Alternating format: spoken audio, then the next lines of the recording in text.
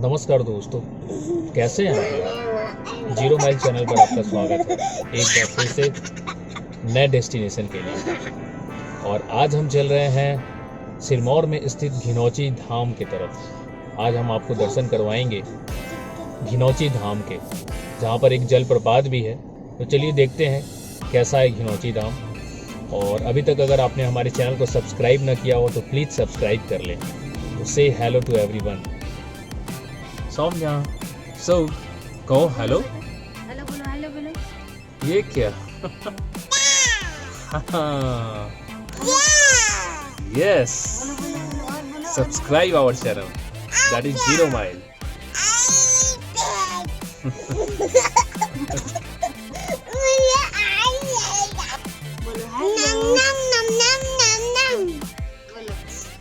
बोलो बेटा, सब्सक्राइब और चैनल।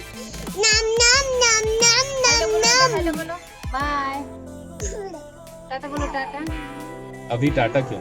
अभी तो शुरुआत है इस वीडियो का। तो चलिए बढ़ते हैं आगे इस वीडियो में और देखते हैं क्या है खास।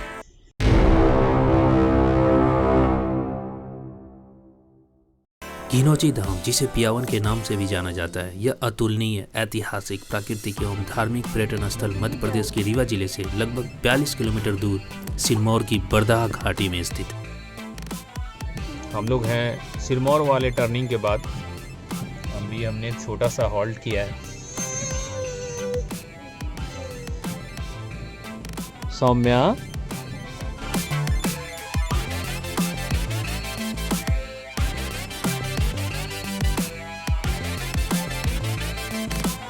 ये देखिए बारिश फिर से तेज हो गई है और यहाँ से लगभग 3.7 किलोमीटर की दूरी पर है पावन घिनौची धाम, जैसा कि गूगल मैप डिस्प्ले कर रहा है। और सीधे हम लोग जाएंगे जिस तरफ है बरधा घाट। और यहाँ पर देखिए ये जो टर्निंग आपको दिख रही है, जहाँ जो बोर्ड लगा हुआ है, इस तरफ अगर आप टर्न कर जाएंगे तो आपको मिलेगा टोन्स वाटरफॉल। और यहाँ पर कौन कौन से पर्यटन क्षेत्र हैं सामने लिखा हुआ है, ये देखिए। पावन घिनौची धाम है यहाँ से 6 किलोमीटर, जिसे पियावन भी कहते हैं। आला घाट है, दूरी 8 किलोमीटर। और टोन्स वाटरफॉल है, दूरी 11 किलोमीटर। तो अभी हम लोग जाएंगे बिल्कुल सीधे। हेलो दोस्तों, देखिए आज हम लोग फिर से बारिश में फंस गए हैं। जोरदार वाला बारिश हो रहा है। तो ये रुकता क्या है? रोड गया हुआ था, लेकिन आपका मैप तो सीधे ले जा रहा है।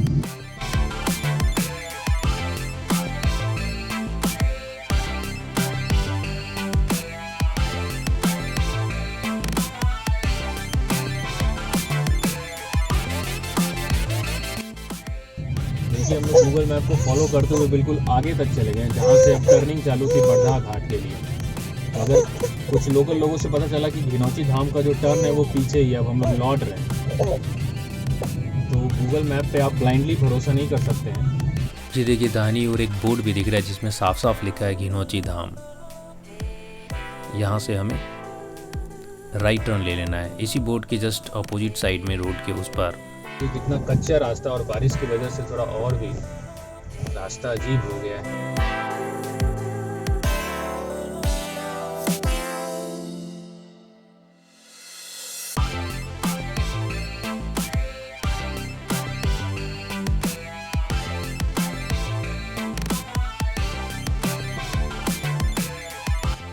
ये देखिए फाइनली हम लोग आ गए हैं घिनौची धाम के पास। भीड़ है लोगों की, ऐसा लग रहा था कि कोई नहीं होगा। इसी रूट से सब लोग आए हैं सुबह पापा। तो पिकनिक मनाने भी आए हैं।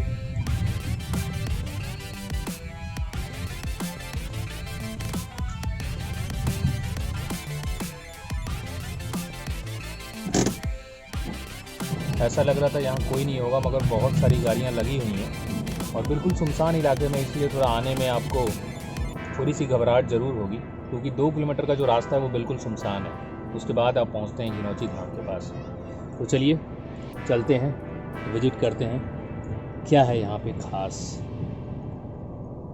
और हमारे दोनों महारथी लोग सो गए हैं। ये देखिए, जब भी हम लोग पहुँचते हैं डेस्टिनेशन पे, ये दोनों घोड़े बेचकर सो जाते हैं। काले काले बादल भी छाए हुए हैं। पर्याप्त स्पेस है पार्किंग के लिए और वहाँ पे शायद टिकट काउंटर है, प्रवेश शुल्क कुछ लग रहा है।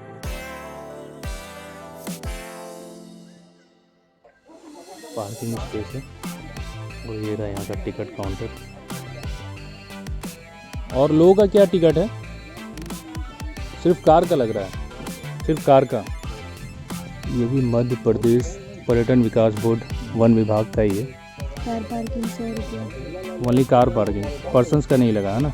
गाड़ी वगैरह लेकर आते उसका चार्ज लगेगा।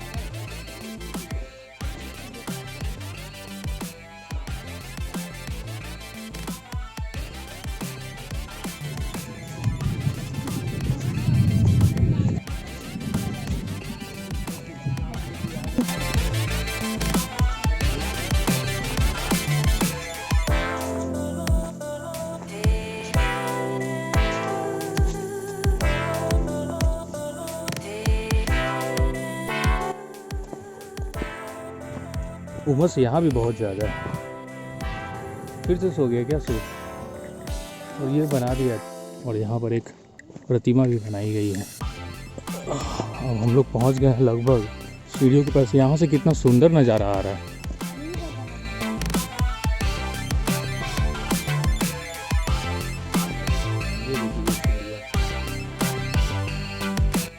स्टोन्स की तुलना में ये सीढ़ियाँ सही लग रही है क्योंकि ये बिल्कुल खड़ी नहीं है।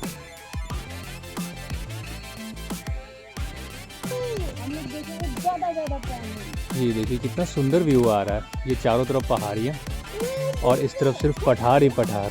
ये देखिए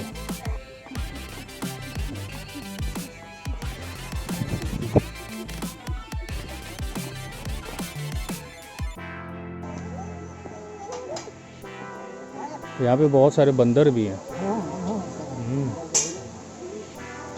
तो बंदरों को भगा रहा था थाली बजा के। चलो बेटा आ जाओ।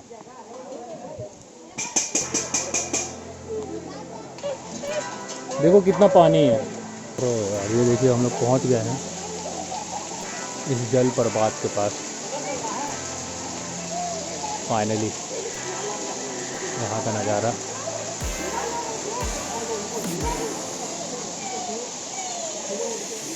और इस तरफ देखिए कितना खाई है। ये पानी नीचे की ओर जा रहा है।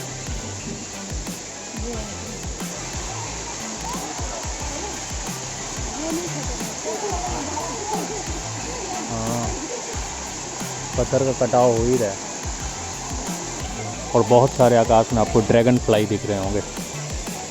ये देखिए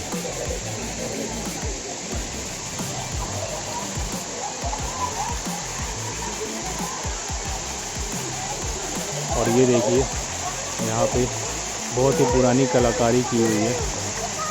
ये अभी का नहीं, ये बहुत पुराना शिवलिंग है और पत्थरों को तराश कर इस तरह का पैटर्न बनाया हुआ है वहाँ पे।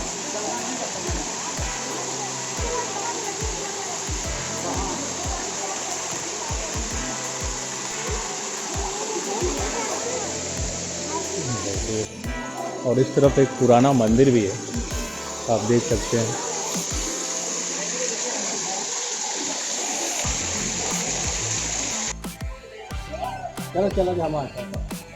इस रास्ते से हम लोग अभी आए हैं और ये देखिए कितना गहरा है और बहुत सारे ड्रैगन फ्लाई आपको दिख रहे होंगे।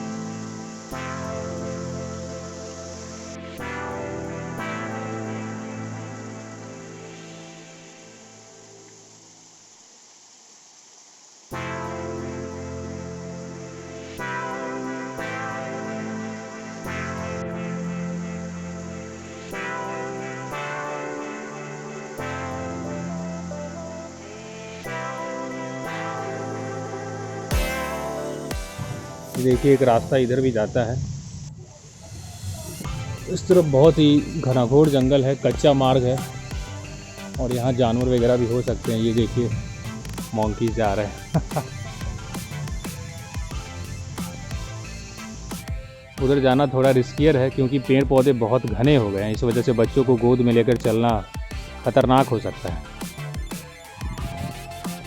फिर भी मैं प्रयास करूंगा कि आपको उधर की विजिट करा दूं।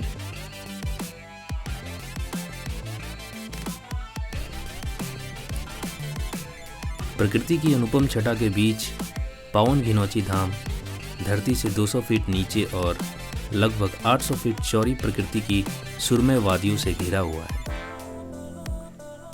यहाँ प्राकृतिक झरने का श्वेत जल भगवान भोलेनाथ का 12 महीने निरंतर जलाभिषेक करता है, जिसे देखना काफ़ी रोमांचकारी होता है।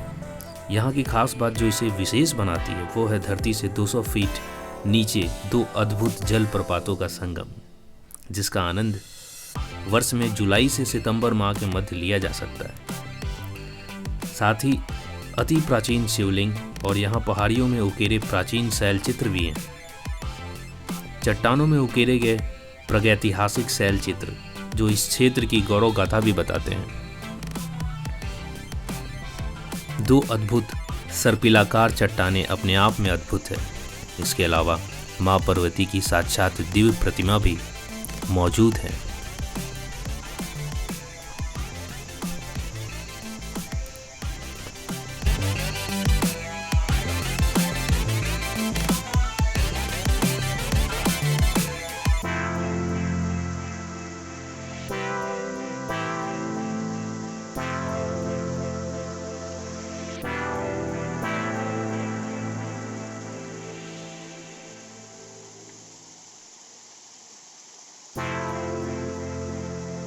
हेलो एवरीवन, अगर अभी तक आपने चैनल को सब्सक्राइब ना किया हो तो प्लीज़ हमारे चैनल को सब्सक्राइब कर लें और मैं आपको इस शानदार घिनौची धाम के दर्शन कराता हूँ।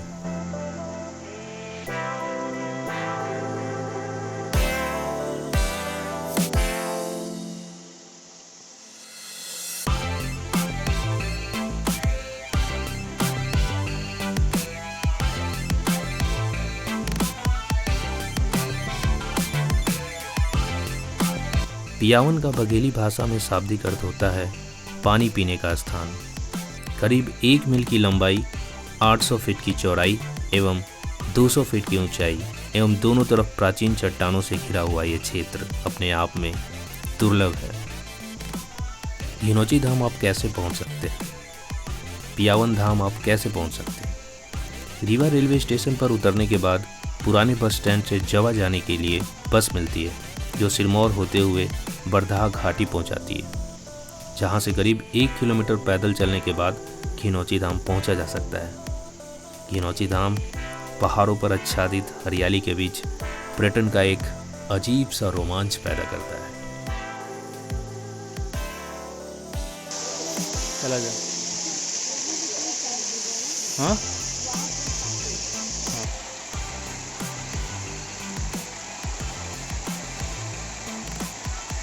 देखिए, अब हम लोग लौट रहे हैं।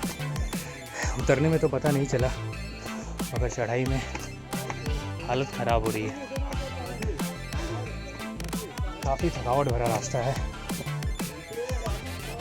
ये देखिए मिस्टर सू। घिनौची धाम से लौटने के क्रम में सीढ़ियों की चढ़ाई बहुत ही ज़्यादा पीड़ादायी थी। वो आपको बहुत थका सकती है, इसलिए आप सीढ़ियों से चढ़ने के क्रम में एक छोटा छोटा गैप जरूर लें।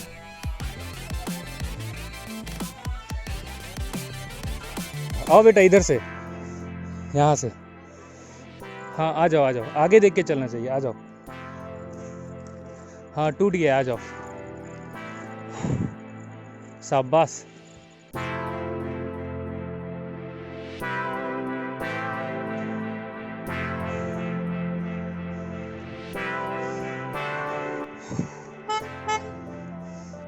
फाइनली हम लोग आ गए हैं।